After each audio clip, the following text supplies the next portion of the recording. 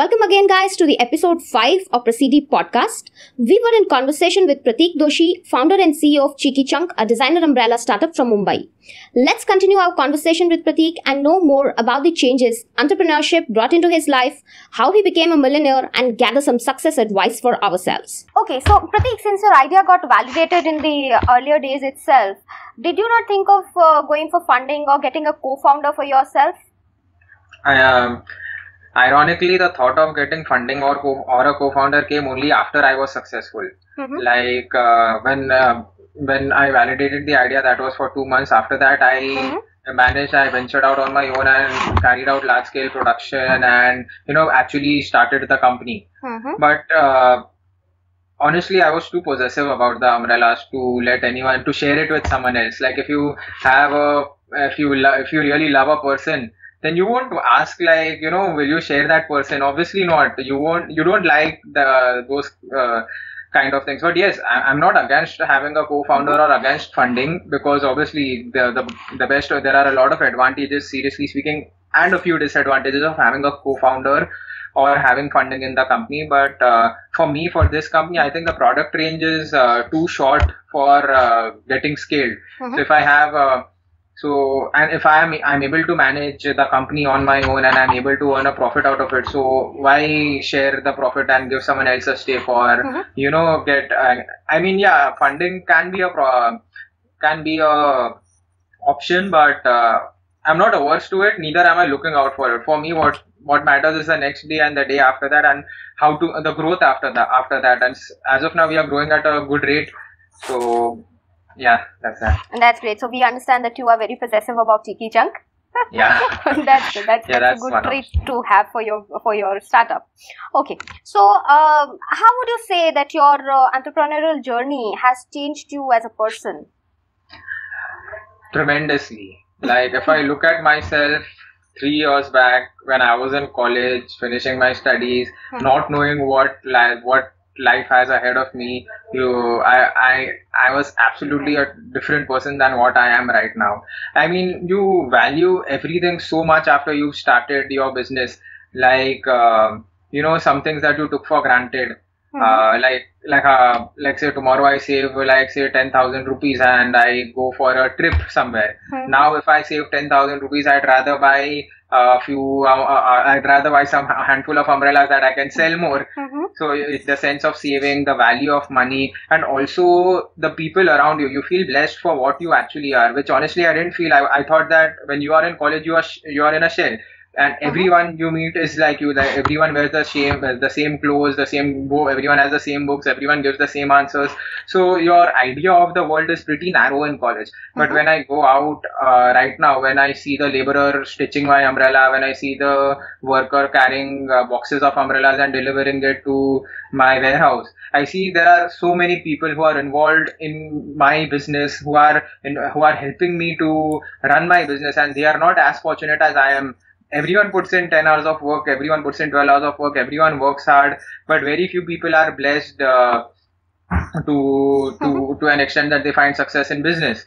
And I really changed in the sense after starting the journey, after starting my business, in the way that I look at everyone with the same eyes. Like initially I probably overlooked a lot of things. I thought that if there is a problem in my life, I'm the unluckiest person on earth. But now I know that there are many people who work twice as hard as me, but yet are not as blessed as me. So that makes you grateful, and that makes you more compassionate towards others. Wonderful. You also sound very thankful for everything, which is a very, very rare trait in such a young person. I am very happy to hear your answer. All right, so let's move ahead now. So is there any specific incident that you think had a major impact on you? I think there were a lot of incidents. I'll tell you one such incident right now. Sure. I mean, it was in my first year. I had just about, at the right time when the monsoon had just begun, got my hand at making my umbrellas, and hardly a few pieces were sold by then, like hardly 20 or 30, I guess. And I was walking on the road thinking of new ways and new ideas on how I can market my product. And while I was walking, I suddenly saw a girl, and she was carrying my umbrella and walking on the road when it was raining.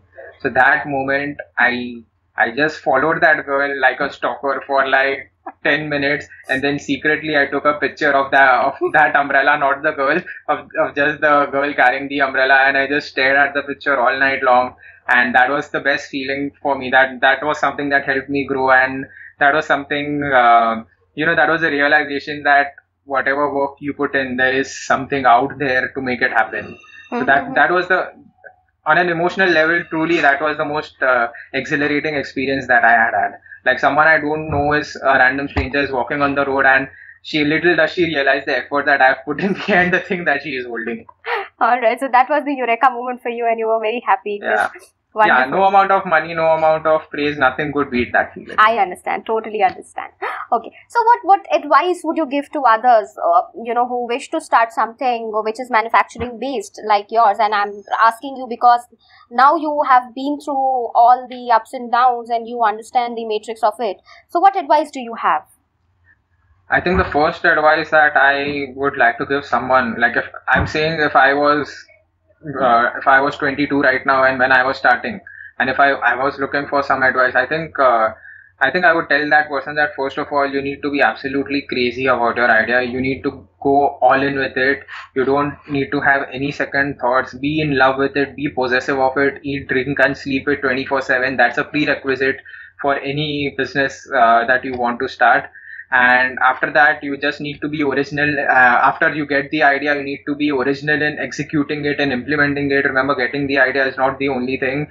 And once you're original and you're different as compared to others in your space of work, I think it's acceptance. Acceptance is something that I would like to share with my old self. Like, when I remember that I was so naive when I started it, that I thought that this is such a great idea. No one has ever done it before. This is going to be huge. I'm going to retire at 25, and I'm going to be a billionaire in a couple of years. Like, everyone carries an umbrella. There are 100 crore people in India. Out of that, even if 1 crore carry, then how good it would be. So I used to have such childish thoughts, and yeah. So when failure hit me, it was a big shock that everything doesn't go as per what I thought.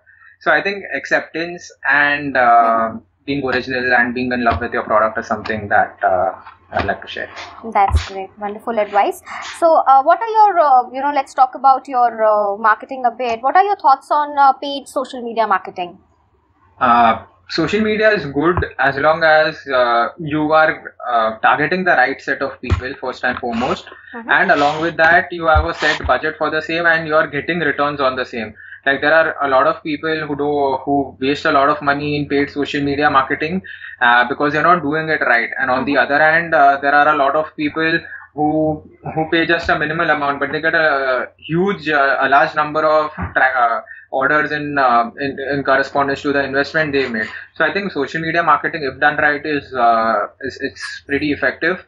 And social media is a place where everyone of all demographics is there today, and it's pretty useful. Yeah.